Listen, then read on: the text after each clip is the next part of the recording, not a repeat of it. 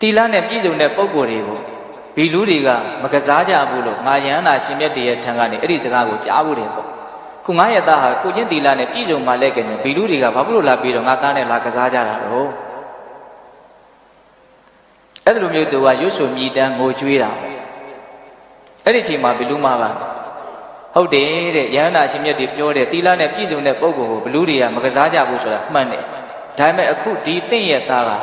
လူထွက်မယ်ဆိုပြီးတော့တင့်ဒီကိုရောက်လာတာအဲ့ဒါကိုငါဘယ်လိုမှခွင့်ပေးနိုင်ဘူးပြောပြလိုက်တဲ့တင့်ရဲ့သားတတိရလာလို့ရှင်ပြောပြလိုက်တကယ်လို့လူသားထွက်မယ်ဆိုလို့ရှိရင်ငှက်လို့အတောင်နဲ့ပြန်နေတော့လည်းပဲမလွတ်စေရဘူးငါလိုက်ပြီးတော့ဒုက္ခပေးမယ်လို့ချင်းချောက်တာပေါ့နော်အဲ့လိုပြောပြီးတော့ဘလူမကခွာသွားတယ်